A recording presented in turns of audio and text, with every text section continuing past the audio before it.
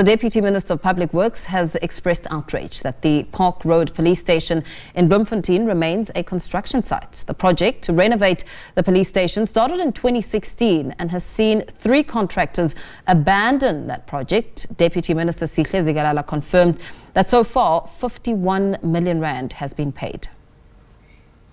3 construction companies all paid, but the project remains incomplete. The Park Road Police Station is now without a fully operational community service center. It also does not have detention facilities, according to the Provincial Commissioner Bayile. The renovation project stopped 18 months ago after the 3rd contractor abandoned the site. The client department agreed on 31 million, but at the end there were escalation to 51 million. Now what we are working on is to ensure that, one, that is properly investigated. Is it within the scope of work that was initially agreed on? Secondly, is it that the cost that were incurred during the terminations are included or not? The Department of Public Works says the delay on the completion of projects affects the provision of service delivery. The project here is quite a concern, and as a provincial department, we're also learning lessons in terms of how to speedily resolve some of the issues. I'm sure in the province you are aware of Sihetso Primary School that is giving us problems in Bothaville. We are acting upon it, taking lessons from what is happening here, because we will not allow our project to delay, because that leads to project escalation in terms of prices. A total of 30 inmates received training to work at the broiler project that is expected to be completed in 6 months. Through the project, the Correctional Services Department will be able to provide chickens to all correctional facilities in the Free State and Northern Cape. The fact that you will have that production of broilers and the dependency will be reduced. That will reduce cost, and therefore the Department of Correctional Services will be able to do more with less that we have. Zikalala was also informed that project managers from his department do not attend meetings, which creates delays in payments and ultimately project progress. Staff at the police station say they only see project managers when they demand intervention. Aphumelele Mhlalane, SABC News, Bloemfontein. We're now joined for more by Sihle Zikalala, who's Deputy Public Works Minister. Deputy Minister, a very good evening to you. Thank you so much for your time. I mean, 51 million rand with nothing to show for it. That's a substantial amount of money. How do you even begin to explain how this has happened? Well, it is something that needs proper investigation. As you have heard, there are 3 contractors that have been contracted in this project. The first one started, worked, and he was terminated for failing. And the second one, the third one was doing well, but to be terminated because he was not paid on time.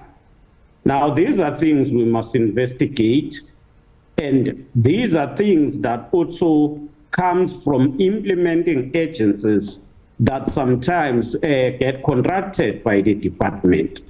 And that's why we have said we need more investigation, but also we need to look on whether the department has been providing capable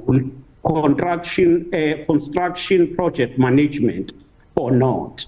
And this seems to be a failure on the side of the department and on the side of the implementing agency, the Development Bank of Southern Africa. Deputy Minister, it's quite shocking that we're in 2025 and you're talking about how an investigation needs to take place. What has happened in the interim from 2016 up until 2025? Really just pointing to another example of state dysfunction where taxpayers' money vanishes, contractors abandon project, and no one is held accountable. Yes, and that's why we're saying no one will be left unattended. In fact, this is my 2nd visit to that police station. The last time I visited, we outlined interventions that were required. They followed that but during the process, they left and could not finish what we had explained or agreed on.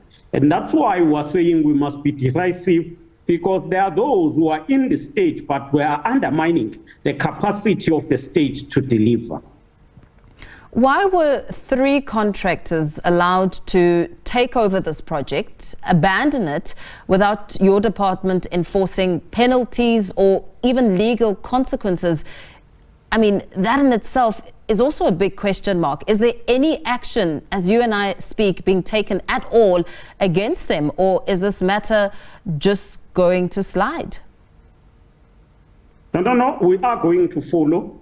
We are going to ensure that costs that were incurred are recovered. Cost recovery program is on to ensure that those contractors that were paid and could not or didn't do work, they then pay back the money to government. We are working through the Development Bank of Southern Africa to ensure that those contractors are held accountable. They are not going to be left unattended. We want to ensure that we set the straight record and we become firm on those who think they can just siphon the money from the state and then there will be no accountability. So how do you, in the interim, explain the very apparent lack of due diligence by your department in vetting these contractors to begin with? I mean, or are we dealing with very politically connected service providers who know that they're not going to face repercussions?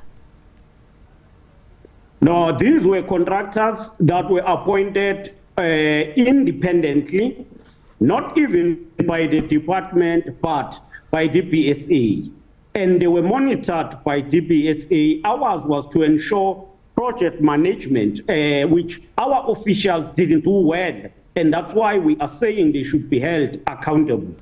Companies that were paid without doing proper or completing the scope of work that they were meant to undertake will be held accountable, and we are going to ensure cost recovery. What kind of timeframes are we speaking here? Because the very individuals you may be speaking about are still within the department and still with the same power and positions to have other projects do the same.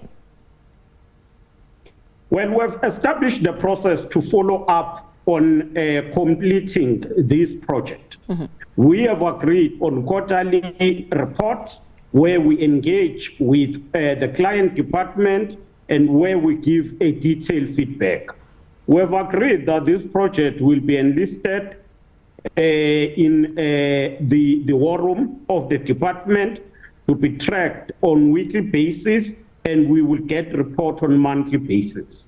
We've agreed that DBSA will start legal actions against those companies to ensure cost recovery.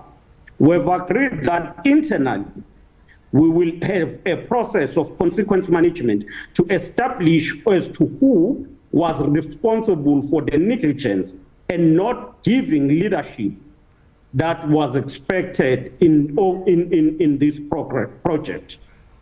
Very well. Let's leave it there for now. And thank you for your time, Deputy Public Works Minister Sihle Zikalala.